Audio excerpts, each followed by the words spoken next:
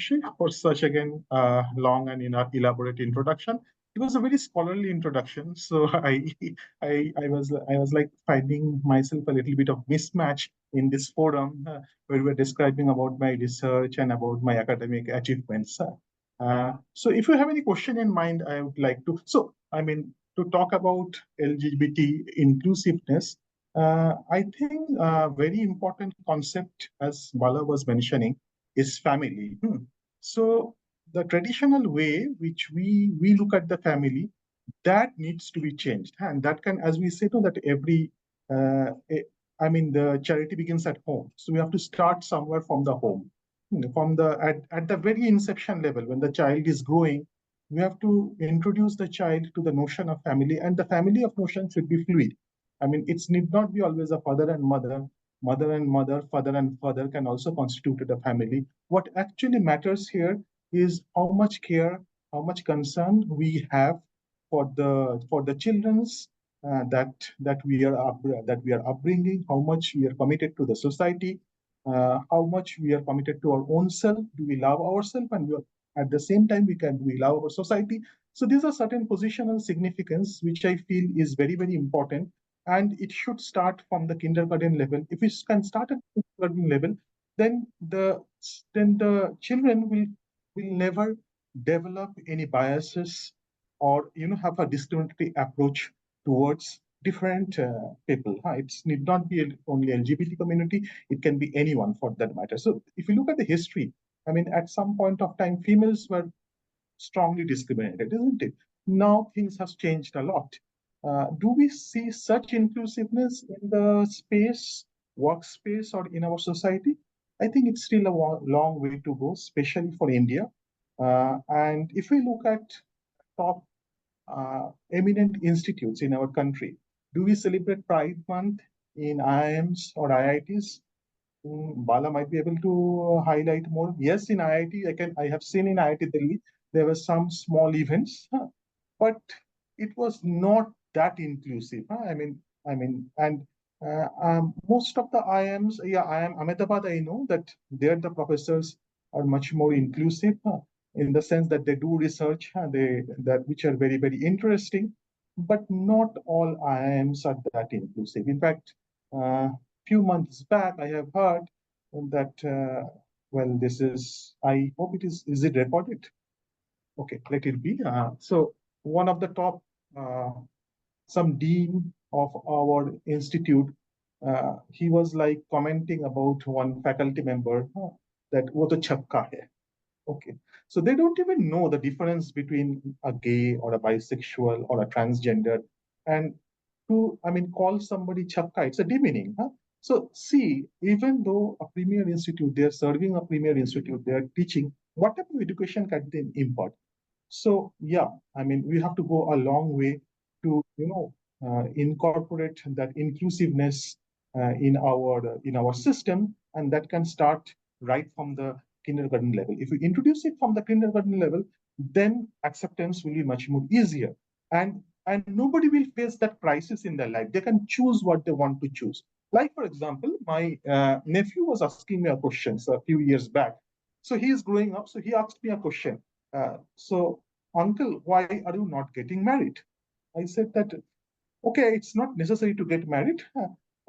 So then he asked me the second question: is it necessary that the marriage has to be always between? I think, when he asked me that question, he was a 7-year child. I was surprised. He asked me the question: uh, can you have to marry a girl, isn't it? I said, not necessarily. He said, okay, man and man can also marry. I told him the question, yes, they can marry. It's not a problem.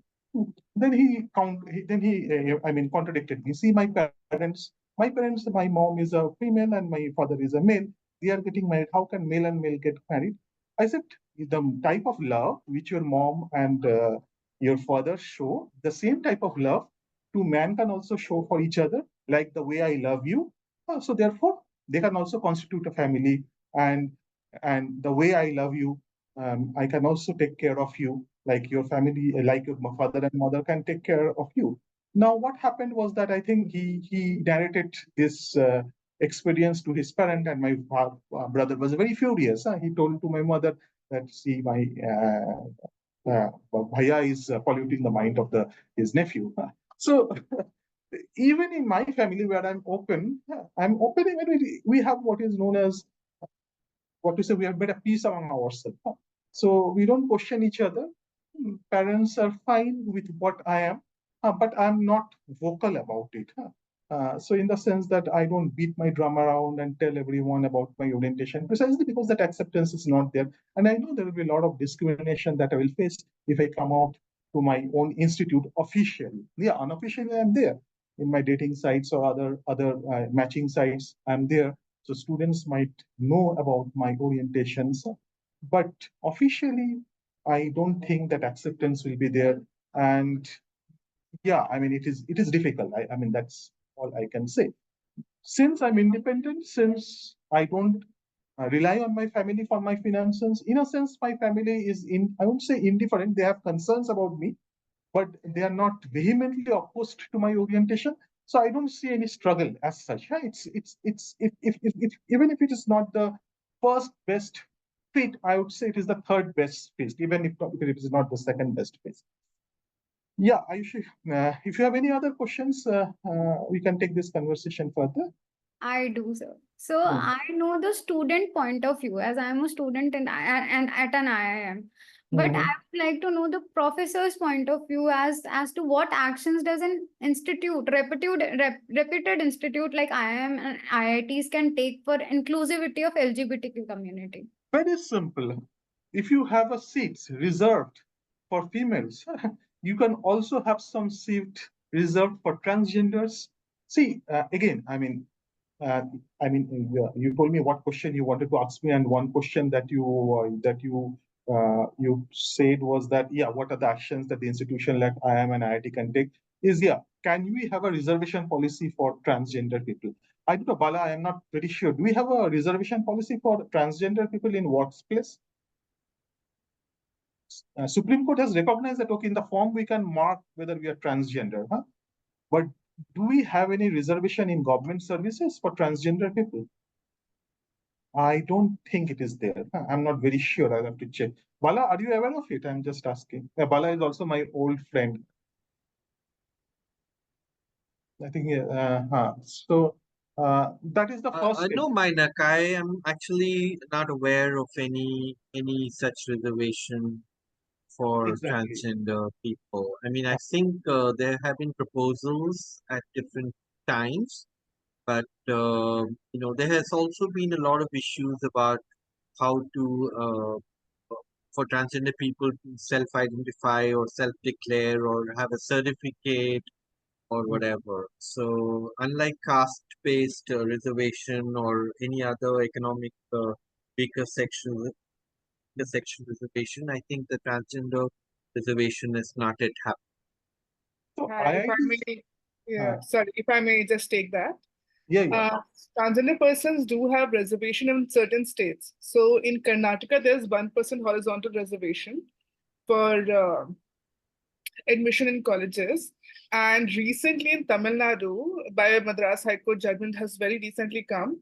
Reservation is again given to transgender people. A horizontal reservation is provided. However, there is no central reservation as by the central government yet.